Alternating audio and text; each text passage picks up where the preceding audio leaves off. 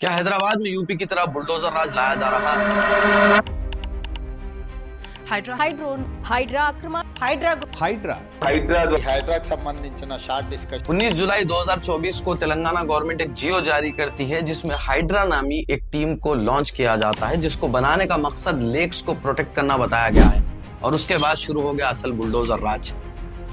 दरअसल सबसे पहले इंडिया में बुलडोजर राज शुरू करने वाले शख्स का नाम है योगी आदित्यनाथ। चाहे वो गैंगस्टर विकास दुबे हो या फिर मुख्तार अंसारी के प्रॉपर्टीज को बुलडोजर लगा के गिराना हो, इससे अपने पॉलिटिकल गेन्स हासिल किए। लेकिन ये सिर्फ एक कम्युनिटी को खुश करने के लिए किया गया, सिंपैथी हासिल करने के लिए अपने फैंस के किया गया।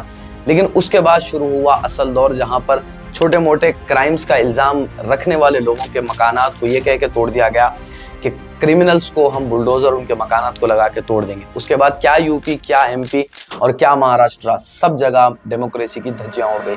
हैदराबाद में बुलडोजर के जरिए बाम रुकनुद्दौला में बनाए गए बिल्डिंग्स को तोड़ दिया गया। एआईएमआईएम एमएलए पर एनक्रोचमेंट का इल्जाम लगा और फिर कई लीडर्स के नाम आते गए, जिसमें कांग्रेस के भी एमएलए और एमएलसी और मिनिस्टर्स, जिनके फार्म हाउस गंडीपेट, हिमायत सागर में एफटीएल जोन में मौजूद होने की खबर फैल गई। जनवाड़ा के फार्म हाउस को लेकर तेलंगाना कांग्रेस ने अपोजिशन पर खूब हमले किए, जिस पर केटीआर ने खुद प्रेस मीट करके कहा कि फार्म हाउस मैंने लीज पर लिया है और अगर ये एफटीएल में है तो इसे तोड़ दिया जाए। दोस्तों, ये सारी चीजें आपने सुन ली, लेकिन अब असल बुलडोजर राज के बारे में सुन ले। महबूब नगर में 75 से ज्यादा मकानों को इलीगल करार देकर तोड़ दिया गया। कुछ दिन पहले 20 मकाना जिसमें 20 साल से ज्यादा लोग रह रहे हैं, निजामाबाद में एमआरओ की जानिब से डेमोलिश करने का इल्जाम लगाया गया और वो आज बेघर हो गए। गच्चीबौली रायदुर्गम पायगा विलेज में मौजूद बसीरत खान की फैमिली को सुबह 7 बजे इलीगल तरीके से घर के बाहर निकाला गया। उनके बच्चों, खवातीन, सबको वैन्स में लॉक करके उनके घर पे बुलडोजर चला दिया गया। बिना किसी नोटिस के उनका घर तोड़ दिया जाता है, जबकि उनके पास हाई कोर्ट का स्टेटस को ऑर्डर है और एक आईएएस ऑफिसर जिसका नाम जयेश रंजन बताया जा रहा है, उन पर सारा इल्जाम लगा। लाइव लॉ ने एक बहुत अच्छा आर्टिकल लिखा है जिसमें बताया गया है कि बुलडोजर राज सिर्फ पॉलिटिकल गेन्स के लिए बनाया जाता है, ताकि अपने फैंस को खुश किया जाए और एक नैरेटिव सेट कर दिया जाता है।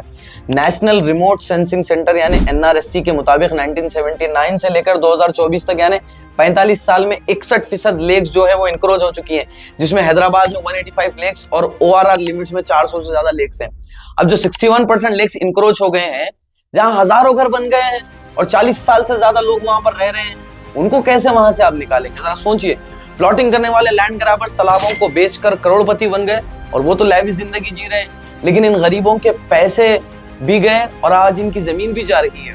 हाईकोर्ट ने एक हियरिंग के दौरान हुकूमत पर बरहमी का इजहार करते हुए कहा कि क्यों सिर्फ अपोजिशन लीडर्स यानी बीआरएस की प्रॉपर्टी को ही टारगेट किया जा रहा है। आखिर जीएचएमसी के खिलाफ क्यों कार्रवाई नहीं की जा रही है, जिसने 10-20 साल से लोगों को एफटीएल में घर कंस्ट्रक्शन करने की इजाजत दी। कोर्ट ने यह तक कह दिया कि सबसे पहले उन गवर्नमेंट ऑफिसर्स के खिलाफ पीएमएलए और एसीबी को लगा देना चाहिए जिन्होंने ये परमिशंस दी थी।